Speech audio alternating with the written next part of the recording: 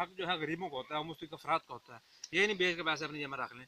तो उसके बाद जो है ईद है, ईद वाला दिन जो है वो खाने पीने का दिन है, कुर्बानी के 3 दिन है। सबसे पहले आपने कुर्बानी सबसे पहले हमारे कई हजरात हैं कि बकरा जो है, बकरा गाय है जो भी है वो खड़ी रहती, तीसरे दिन जाके हलाल करो भाई, तीसरे दिन तो स्वाब भी कम हो जाता है। सबसे अफजल कुर्बानी पहले दिन ही होती है। तो इसमें गलती ये होती है कि हमारी आवाम जो है ना वो उठते बैठते जो है ना वो देर बहुत कर लेती है। तो नमाज ईद की वहाँ पढ़नी है जहाँ सबसे पहले हो, जाना दूसरे रास्ते से, आना है दूसरे रास्ते से। और गरीबों और मुहताज अफराद को आपने जो है वो ज़कात पैसा ज़रूर देना, उनको जो उसके मुस्तहिक हैं, वो नहीं जो आगे पीछे घूम फिर रहे होते हैं। प्रोफेशनल फ़कीरों को आपने पैसे नहीं देने।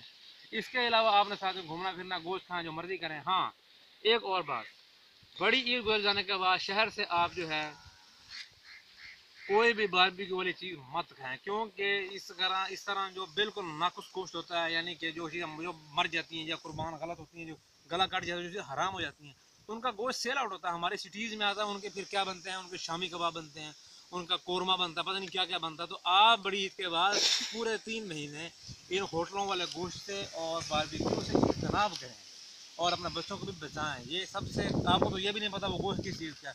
तो बेहतरीन मौका है ईद वाले दिन। ईद वाले दिन आप दिल खोल के गोश्त खाएं, क्योंकि आपको पता है ये गधे का नहीं है, ये बकरे का है, ये किसी गलत चीज़ का नहीं है, हराम चीज़ का नहीं है, ये हमारे पास हलाल चीज़ का गोश्त है। तो कुर्बानी 4 चीज़ों की होगी, किसकी होगी, दुम्बे की होगी, चाहे वो मेल है फीमेल है, बकरे की होगी, बकरी है या बकरा है, गाय की होगी और ऊँट की होगी। जहाँ तक मसला है भैंस का, तो भैंस बहुत बड़ा मसला बनी हुई है आवाम के लिए, भैंस को हलाल करें या ना करें। आप बताएं, आपसे मेरा क्वेश्चन है कि 2.5-3 लाख रुपए की दूध देने वाली भैंस कौन हलाल करेगा? कोई भी हलाल नहीं करेगा। तो ऐसे जनाब जी भैंस हलाल कर देनी पकड़ के। तो भैंस बहुत क्वालिटी की चीज़ है, भैंस को हलाल ना करना में बेहतरी है। वो कर लेता है तो वो उसका फतवा नहीं लगेगा, वो दीन से बाहर नहीं होगा। लेकिन भैंस को हलाल ना करें तो ही अच्छा है, उसके बाद गाय को हलाल कर लें। तो अगर भैंस के बारे में वाजह काम ही ना हदीस में, हदीसों में कहीं आया कि जनाब भैंस को हलाल करें, 4 ही हैं।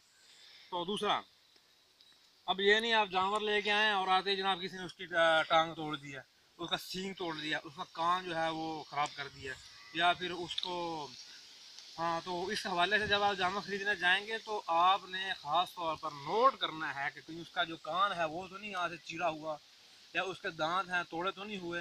तो अगर धुंधा बनाने की कोशिश में उसके दो दांत हैं, ये रहने दिए जाते हैं, बाकी तोड़ दिए जाते हैं। प्रोफेशनल बंदे होते हैं, क्या उसके यानी वो सींग सही है, उसके खुर सही है, उसकी टांग सही है, वो चलता ठीक है, लागत किस्म का तो नहीं है। तो आपने इन चीज़ों को नोट करना है, आप परचेज करके ले आएँ। और उस जो वो होगा आपका एनिमल, आपका जो मवेशी होगा, आपने उसको इंटेंसिव केयर में रखना है। यूँ समझ लेंगे जिसका वार्ड में आईसीयू होता है ना, इंटेंसिव केयर यूनिट, तो आपने घर में भी, अपने बाड़े में भी इंटेंसिव केयर यूनिट आईसीयू कायम करना है। तो वो कुर्बानी का आपने अल्लाह के नाम पे कुर्बान करना है। तो जब कुर्बानी उसी चीज़ की होती है वो जो चीज़ सबसे ज़्यादा महबूब हो, ज़ाहरी सी बात, आप जानवर को पहले लेके आएंगे, उसको खिलाएंगे पिलाएंगे और उसकी मोहब्बत आपके दिल में जागेगी। जब आप कुर्बान करेंगे तो वो आपकी कुर्बानी अल्लाह को पसंद आएगी।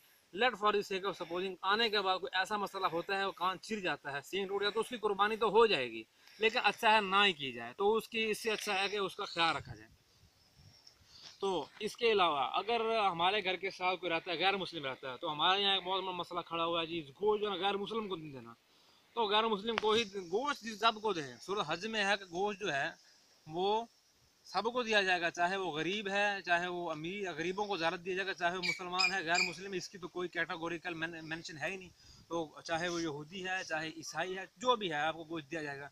मैं भी अगर आप उसको गोश्त दें तो वो उसके दिमाग में ख्याल है कि मुसलमान या दीन इस्लाम इतना अच्छा दीन है कि हमारा भी ख्याल रखता है, गरीबों का भी ख्याल रखता है।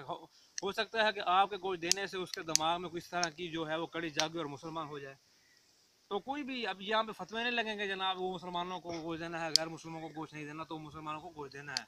और जो इसके अलावा हमारे भाई जो है ना वो बाहर के ममालिक में रहते हैं और उनको बड़ा मसला होता है, तो भाई एक घर की तरफ से एक ही कुर्बानी होगी। अगर मिसाल के तौर पर मैं हूँ, मेरी बीवी है, मेरे बच्चे हैं, तो एक ही कुर्बानी होगी। अब ये नहीं है खाता पीता घर 5 भाई हैं शादीशुदा तो कुर्बानी एक ही होगी, उनकी 5 कुर्बानियाँ होगी। तो अगर कोई बंदा है वो बाहर है तो वो अच्छा ये करे, वहाँ कुर्बानी ना करे, वो वहाँ पैसे भेजे अपने घर में, क्योंकि उसके अबाव अजदाद उसकी बीवी बच्चे जहाँ पर हैं वहाँ अच्छा सा जामा परचेज किया जाएगा। इसका वो उसे इजाज़त लेकर उसको, अगर वो नहीं आ सका तो हलाल कर दिया जाएगा।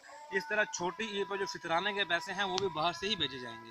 तो हमेशा अपना मुल्क जहाँ पर बीवी बच्चे होंगे उस जगह को, उस टेरिटरी को सपोर्ट किया जाएगा, ना कि उस बाहर वाले मुल्क को।